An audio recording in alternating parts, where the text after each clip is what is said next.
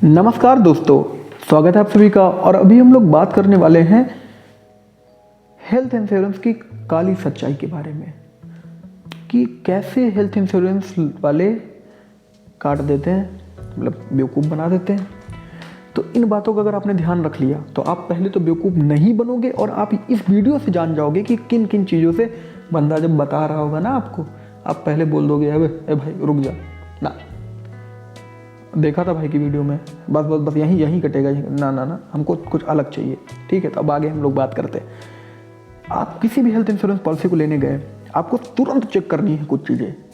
पहले देखना है कैशलेस है कि नहीं।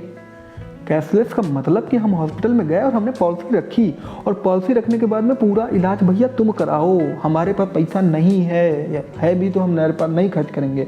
आप कैशलेस का जिम्मेदारी लो कि अगर आपसे हम 10 लाख की पॉलिसी, भाई हमको पैसा तो दे ही रहे हैं ना, अगर नहीं हुए बीमार तो आप तो की तो बल्ले बल्ले, आप कभी नहीं, आपको कुछ देना है।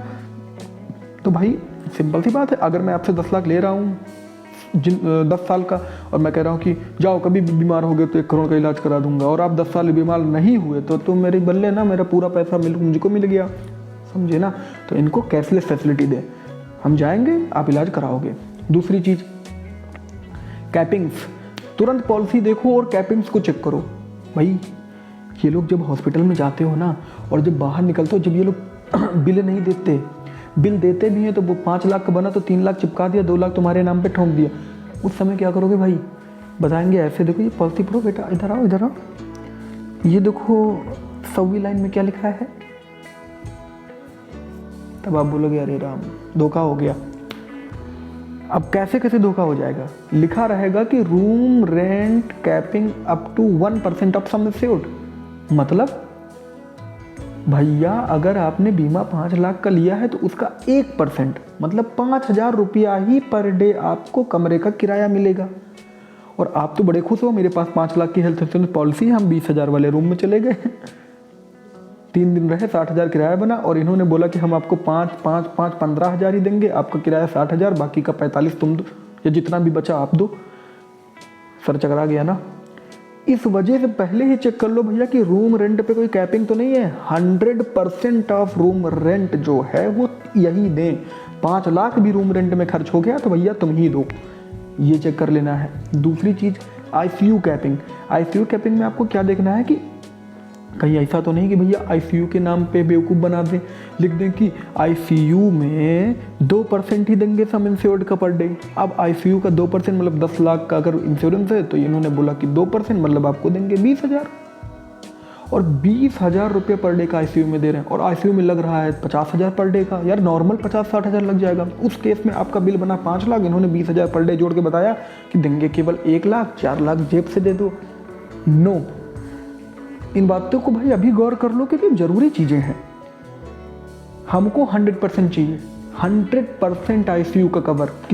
पर डे 5 लाख की पॉलिसी है, हाँ 5 दिन में 5 लाख आईसीयू में खर्च हुआ, हम पूरा लेंगे, पूरा दो हॉस्पिटल को।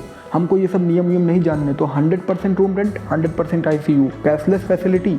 उसके बाद में हमें देखना है कि कहीं ये प्री एंड पोस्ट हॉस्पिटलाइजेशन से तो नहीं कतरा रहे हैं। अब ये क्या है प्री एंड पोस्ट हॉस्पिटलाइजेशन का मतलब कि भाई ऐसा तो है नहीं कि बंदा ऐसे किया बस आप उठा के उसे लेकर चले गए आईसीयू में भर्ती कराने, शायद 30 दिन उसका घर में इलाज चले, तो जो 30 दिन उसका घर में इलाज चला उसका खर्चा कौन बियर करेगा? तुम पॉलिसी होल्डर हो, बियर करो भाई। 30 दिन 40 दिन जो भी है, जितना भी तुम एग्रीमेंट लो, एटलीस्ट 30 दिन पहले से ही खर्चा उठाओ, इसमें भी तो खर्चा लगेगा ना।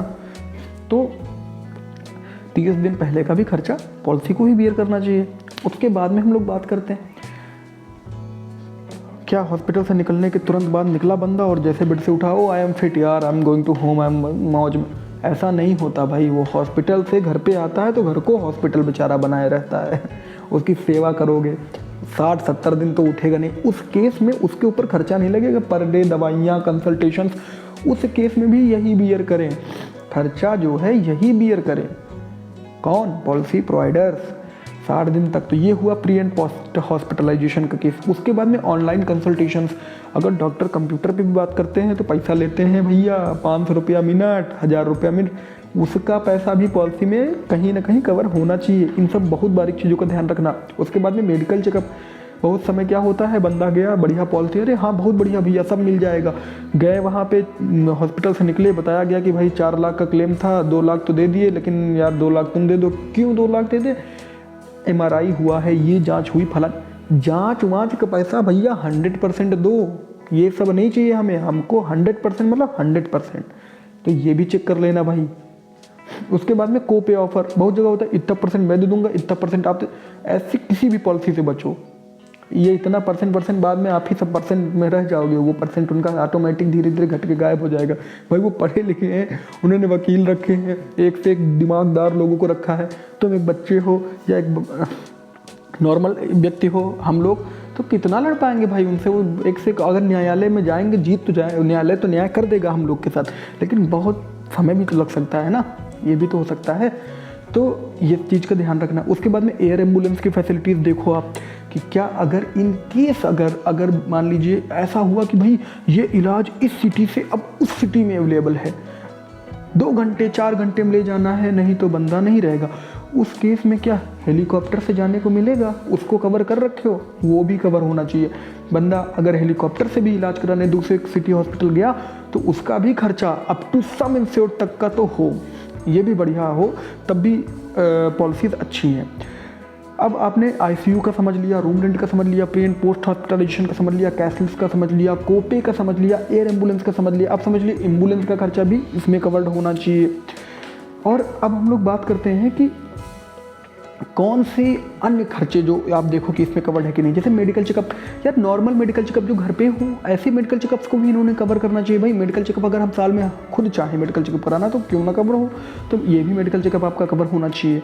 तो फ्रेंड्स इन सब बातों का ध्यान रखना भाई, please please please. Health insurance रहने से पहले इन सब बातों का ध्यान रखना और वीडियो लगा लेना और बैठ जाना और एजेंट से ये सारे सवाल करना कि भाई ये बोला है नहीं है तो भैया नमस्ते, अगर है तो मोस्ट वेलकम। और लास्ट बात, रिलेशनशिप मैनेजर इज मस्ट। अगर रिलेशनशिप मैनेजर नहीं हुआ तो बहुत बड़ी समस्या आती है। मतलब कि अगर आपको क्लेम लेना है या हॉस्पिटल पहुंचे हो तो क्या आप कागज़ लेके दौड़ोगे? भाई आप हॉस्पिटल में गए, आप TPM कांटेक्ट किए, आप वहाँ के अथॉरिटी से बात किए, वो आपके साथ कोऑर्डिनेट नहीं कर रहे हैं, आपको सपोर्ट नहीं कर रहे हैं, उस केस में पॉलिसी कैसे आपको हेल्प करेगी? आप फ़ोन उठाओ और एक रिलेशनशिप मैनेजर का नंबर प्रोवाइडेड हो जो 24/7 चलना चाहिए। आपने कॉल किया, हेलो ये समस्या है, सॉल्व आउट करवाओ। उसने तुरंत हॉस्पिटल से कांटेक्ट करके जो भी समस्या थी तुरंत सॉल्व करके आपका इलाज हो गया। तो रिलेशनशिप मैनेजर भी मस्ट है। तो इन सब बातों का अगर आपने ध्यान रख लिया तो भाई आप एक बेहतरीन हेल्थ इंश्योरेंस पॉलिसी चूज कर लोगे और आपको कोई समस्या नहीं होनी।